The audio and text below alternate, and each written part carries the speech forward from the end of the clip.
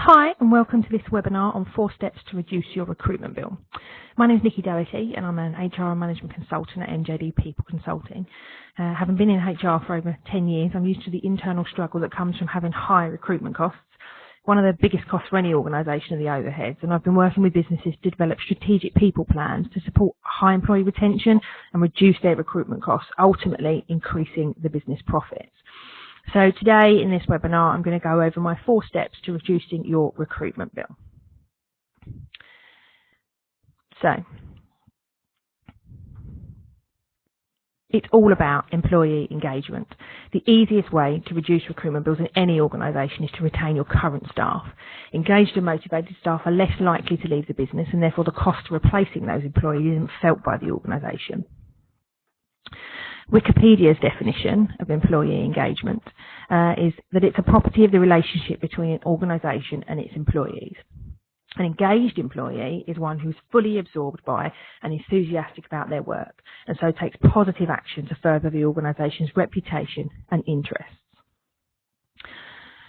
Research, including the McLeod report, Engaging for Success, shows that organisations with top quartile engagement generate far better business results than those with bottom quartile engagement.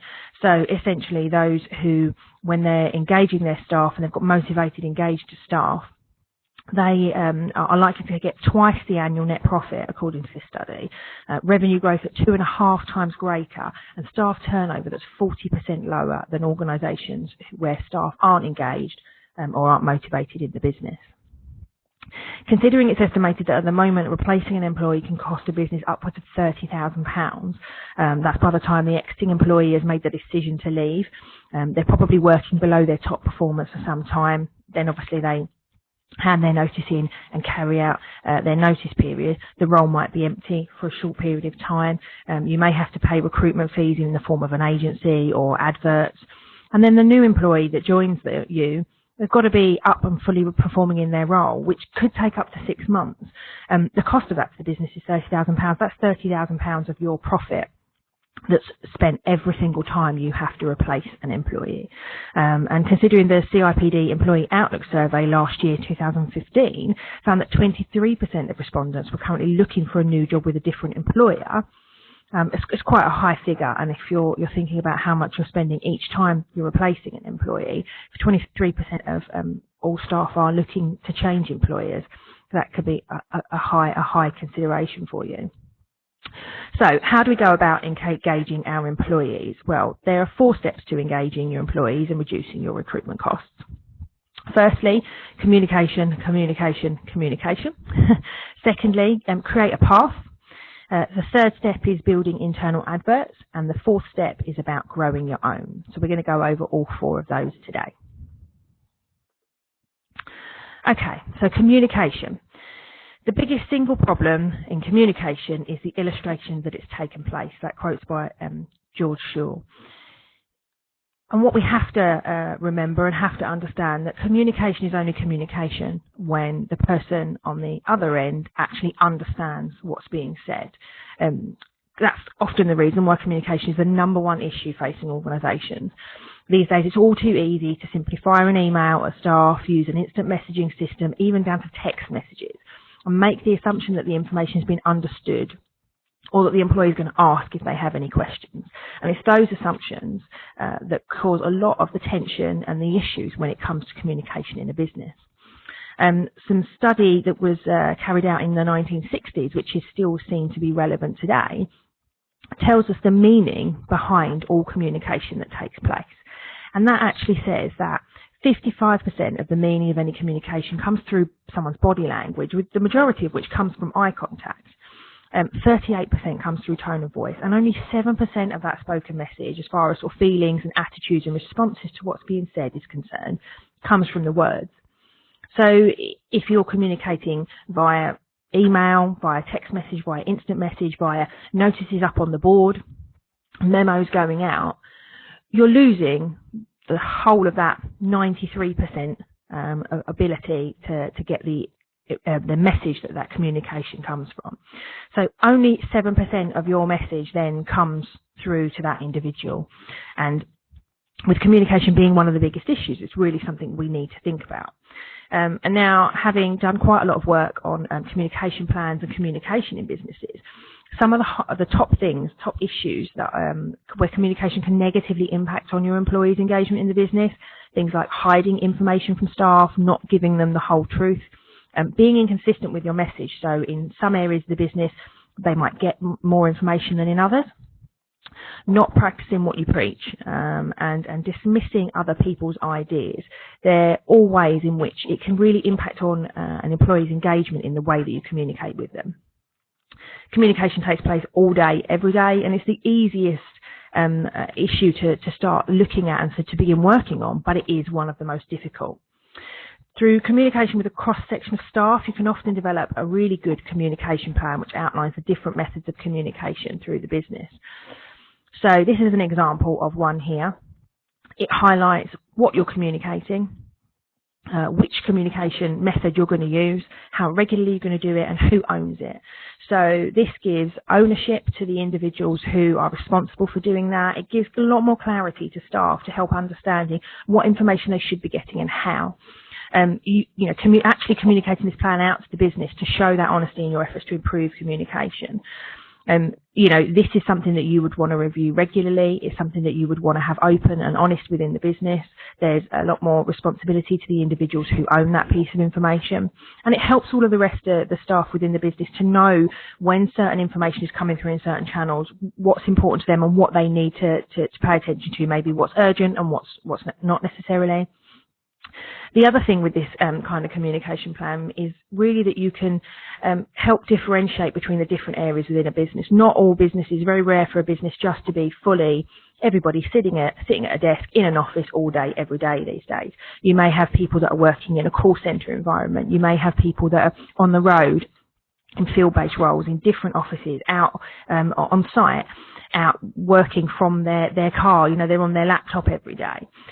Using a communication plan allows you to tell them exactly how you're going to be talking to them and pretty much roughly when you're going to be talking to them.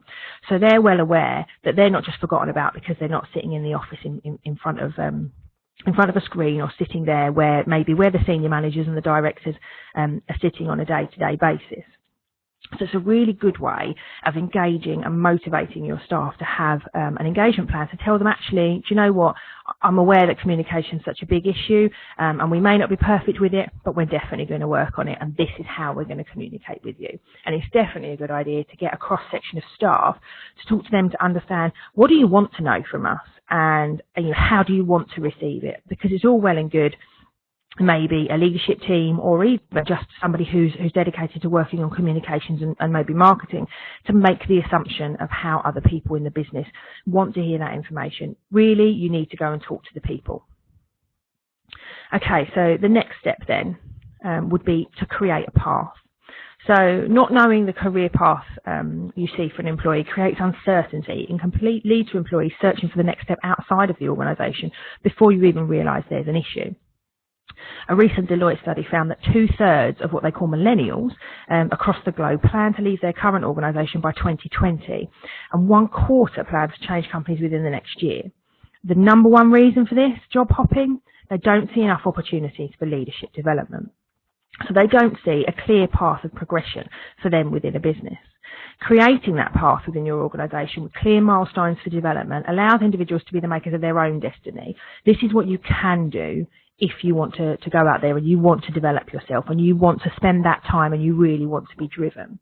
That's not to say that every employee is employed to be the next managing director. Moreover, understanding an individual's aims for their career allows you to support them in their goals, even if those goals are to remain the best at their current job for the foreseeable future. Not everybody wants to be the next MD, and as a business that's not necessarily something you want either, but to allow people to see that there's a path for them, even if it's just, well, if I finish this qualification I can step up into this role, or once I've got X experience, when a role becomes available then I can apply for it because I know that's what was required. So that's creating development plans, creating clear career paths through the organisation, be it for people that come in at an apprenticeship or a graduate level, be that people that come in at a slightly higher level. How do you create that path up to senior leadership positions? Allowing open staff development programs, allowing people to put themselves forward, creating those paths to allow people to develop within the organisation, being open and honest about things. If you see somebody that you believe is a true succession for somebody in the business, have an open conversation about it. Don't hide those kinds of things. It's what everybody wants to know, because it's the one thing that will make people choose, and particularly this group that the Deloitte surveys, millennials, which is the new people, is that if they don't see those opportunities, they'll already be thinking about moving 5 steps before anything else. And with the way recruitment is these days, and the ease of it, and the headhunting nature of all recruitment agencies, and the fact that all you've got to have is a LinkedIn profile, and you could be quite easily agencies contacting you every day if they need to, then having that clear career path sooner rather than later is really key. Okay, so the next step. Build internal adverts. So there's no better PR for how good an employer is than current and former employees. Creating those internal walking, talking adverts who will refer you to their professional network. It's a low-cost way to recruit good employees. Most people won't refer a family member, friend, ex-colleague, unless they have faith in their abilities and they're not likely to bring their own credibility into question.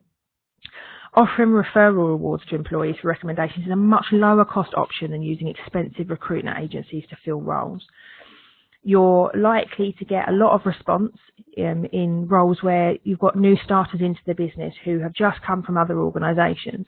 And again, the one key way of doing that is having engaged staff. So if you're communicating well with people, there's a real clear path, everything we've talked about so far. When someone starts with you, they've been there 3-6 months, and they're going to start talking to their ex-colleagues. I really like the company I work for. I know where I'm going. They talk to me. They update me. I know what's happening. So it's a really low-cost way of bringing staff in. Some of the pros and cons, well, one of the big pros is you get access to inactive candidates, those people who aren't actively looking for a new role. It opens up a whole new market for each role. So those candidates who, should a recruitment consultant come to them, might say, I'm perfectly happy where I am, leave me alone.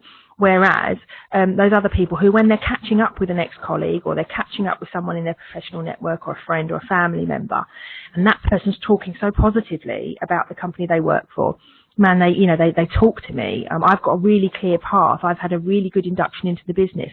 This is a great company that I'm working for.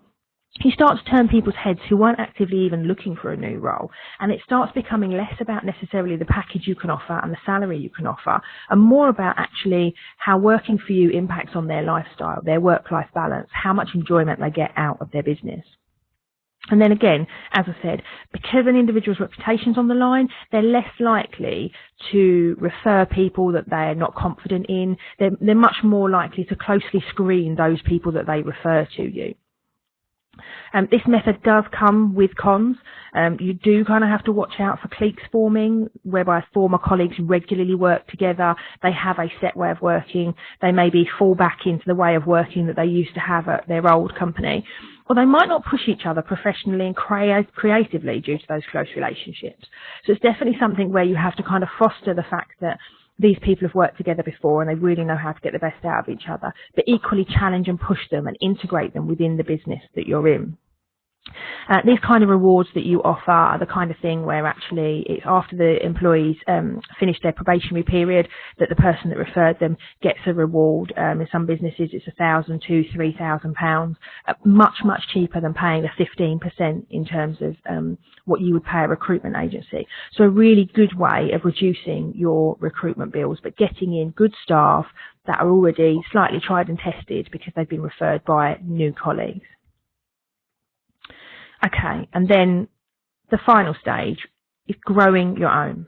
So developing your own talent through apprenticeships, graduate programs, people development programs allows you to develop a pool of talent within the business. They're known quantities, they work within your values, they're invested in the business and they understand your processes and procedures.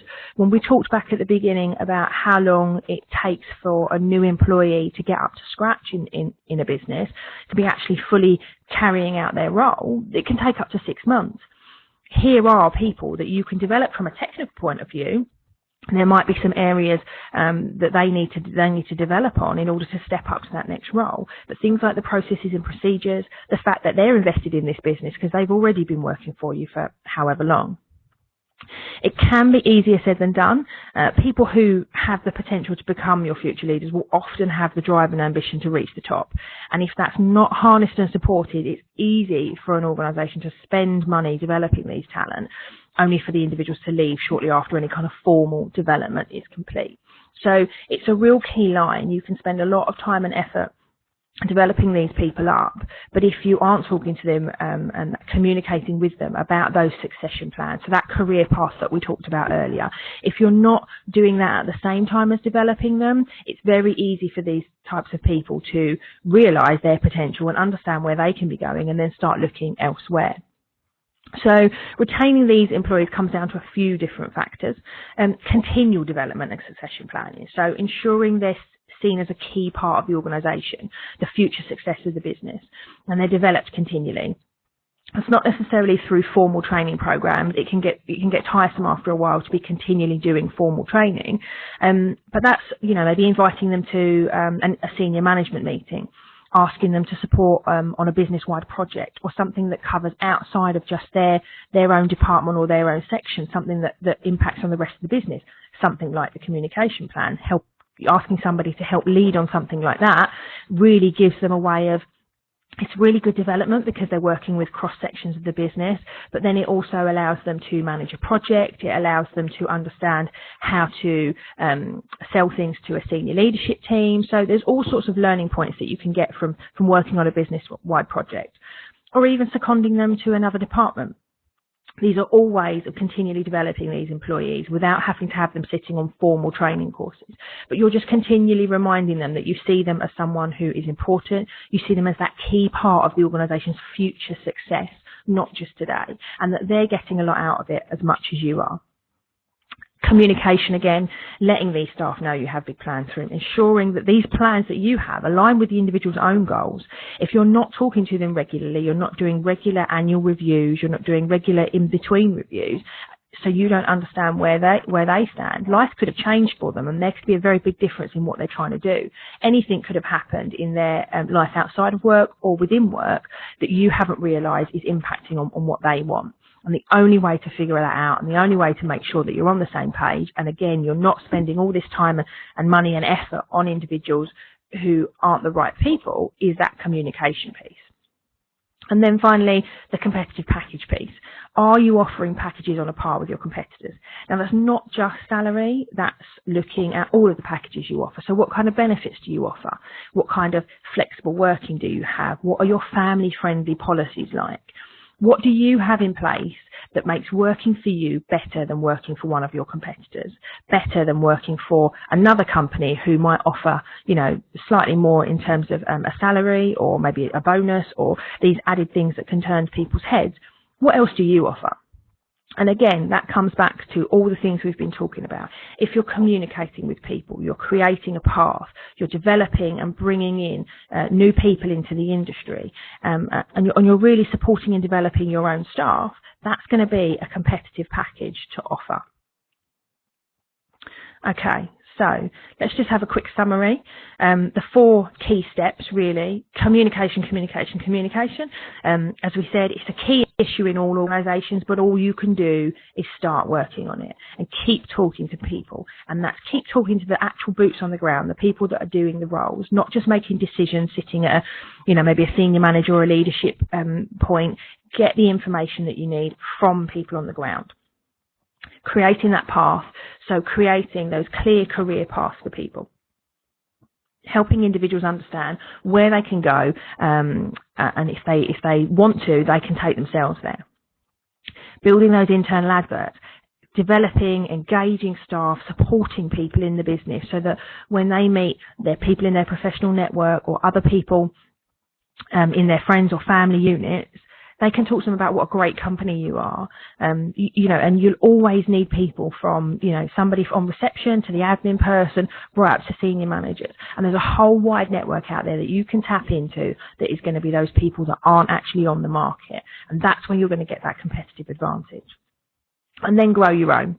So that's actually developing internally the skills and developing the talent to have those stars within your business. All 4 of these factors are normally covered in a strategic people plan. So it's aimed at supporting you achieve your goals and reduce your costs, increasing your profits through your people. So working on this as part of a strategic people plan, working on the recruitment piece, all of these aspects come under different areas, but they all do the one thing. They're helping to try and reduce your recruitment costs. And when your overheads is one of your biggest factors and biggest costs in a business, being able to reduce that overhead and that recruitment cost is really going to have an impact on your profits. And it's quite simple to do one of those. It's sitting down and just working through each of these steps. What can we be doing on all the other areas of a strategic people plan that you can have? So that's it from me in terms of the 4 steps. Thank you for listening. If you do have any questions, please do contact me on nikki@njdpeopleconsulting.co.uk or visit the website njdpeopleconsulting.co.uk. You'll see a few free bits of information, free HR documents on there, and also ways to connect me and a little bit more about me and what I do. But obviously, if anybody wants to talk to me about any kind of strategic people plans, anybody has any questions on this, then please do give me a call. Thanks for listening.